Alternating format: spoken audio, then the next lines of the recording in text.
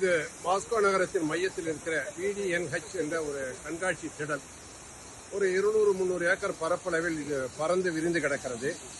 இதனுடைய நுழைவாயிலில் ஒரு அற்புதமாக ரஷ்யாவுடைய விண்வெளி ஆராய்ச்சியில் ஈடுபட்ட விஞ்ஞானிகளின் சிலைகள் காட்சிப்படுத்தப்பட்டிருக்கிறது. ஒரு 200 அடி உயரத்திற்கு நம்மை பிரமிக்க வைக்கக்கூடிய ஒரு தூண் ஒன்றும் அங்கு அமைத்திருக்கிறார்கள். அதை தாண்டி உள்ளே வந்தால் எங்கு பார்த்தாலும் துலிப் மலர் தோட்டங்கள். அதன் பிறகு ஒரு 25 அடி உயரத்தில் லெனினுடைய சிலை நம்மை வியக்க வைக்கிறது. அதன் பிறகு வந்தால்தான் ஒரு அற்புதம் இருக்கிறது. இது சோவியத்தாக இருந்தபோது சோவியத் அமைப்பில் அங்கம் வகித்த 16 நாடுகளுக்கான 16 கலாச்சார கூடங்கள் தனித்தனி கட்டிடங்களில் செயல்படுகிறது. அந்தந்த கட்டிடமும் அந்தந்த நாட்டினுடைய கட்டிடக்கலையில் வடிவமைக்கப்பட்டிருக்கிறது. உள்ளே சென்றால் ஆர்மேனியன் நாடு என்றால் அதற்கான உணவு வகைகள், அஜர்பைஜானுக்கான உணவு வகைகள், கஜகஸ்தானுக்கான உணவு வகைகள் என்று ஒவ்வொரு நாட்டுடைய உணவு வகைகள் மற்ற கலைப்பொருள்கள் எல்லாம் அந்த காட்சி கூடங்களில் கிடைக்கிறது. அதன் பின்னே நம்முடைய பின்னே தெரிகிற இந்த நீரூற்றின் இதில் 16 சிலைகள் அமைக்கப்பட்டிருக்கிறது.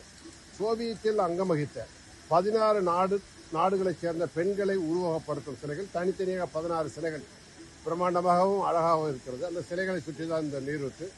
மாஸ்கோவிற்கு வரக்கூடியவர்களை மிகவும் கவருகின்ற ஒரு இடமாக இந்த கண்காட்சி திடல் என்று சொல்லப்படக்கூடிய இந்த இடம் VDNH பார்க் திகழ்கிறது.